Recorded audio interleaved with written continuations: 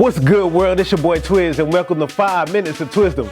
5 minutes of tips and tricks to help grow your music brand. And today's episode is inspired by one of my partners, Grace and Mercy. He hit me up and was like, Twiz, bro, listen, I got these beats, they're really dope, but they got a lot of samples in them. And I'm pretty sure it costs a lot of money to get these things cleared. So can you kind of do your next 5 minutes of wisdom on clearing samples? So, samples.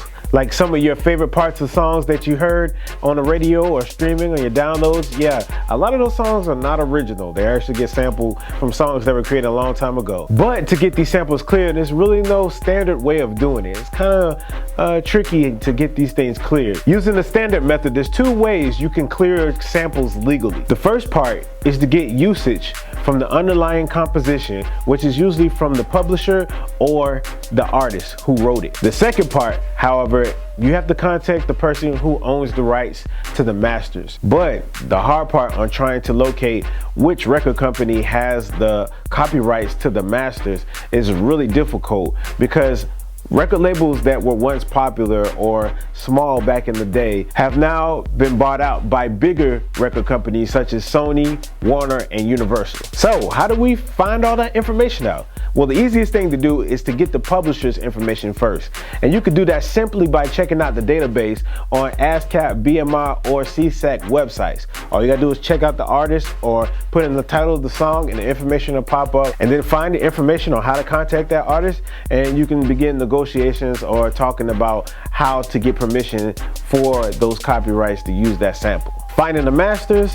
Remember, however, it was hard to get in contact to find out who owns the masters.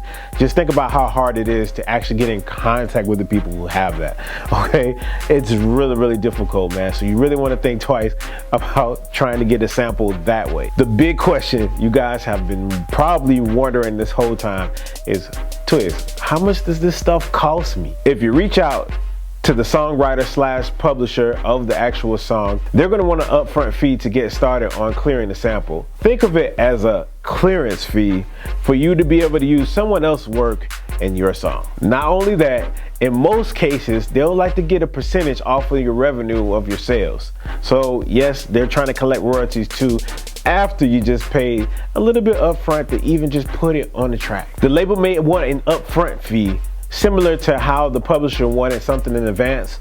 And then on top of that, they'll have something that is called a rollover, which is basically royalties calculated based on your sales. Now, I'm pretty sure you heard this myth out there that you can sample anything less than 6 seconds, 11 seconds, 15 seconds. Don't listen to the hype.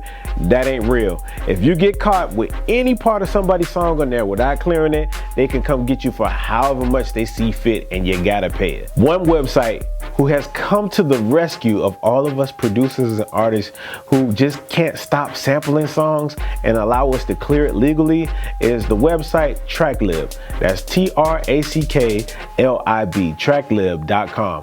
All right, what's really great about TrackLib is that they're a website that already have pre-cleared songs that you can use in your beat. And that means, hey, I don't have any problems downloading this. They're not gonna come for me later. It's already written in the agreement on this website. And they also have different kind of leases based off of the lengths of the song that you have. You can go on there and just pick anything. They have all kinds of genres, all kinds of things that you can pick from to sample your music. One way to kind of skip the part on trying to contact the labels and really just deal with the composer, publisher, since that is the easiest way to do, is to re-record those samples and put it in your track. So that way you're not technically sampling their work, but you're recreating it, and you're just getting permission from the composer publisher, which is the easiest thing to do, to get the rights to use that melody or that sound in their song, because it's not technically their work, but it's their work. So you don't have to holler at the masters about that. That's the main reason why you're starting to hear all these new songs that are remixes from old songs back in the day. They're only just contacting the publisher, which is a lot easier to work a deal with them. You don't have the people from the record label trying to come after you with their fees, and the publisher. You get hit one time, one fee, and then you'll be settled within it, whatever you guys agree with, okay? If you haven't cleared your songs legally, trust me, you don't want to do that. You may be too young to know about this, but all you have to do is Google Vanilla Ice. If you don't know the story about Vanilla Ice, this is just a quick Like, I'll give you the quick version of it, okay?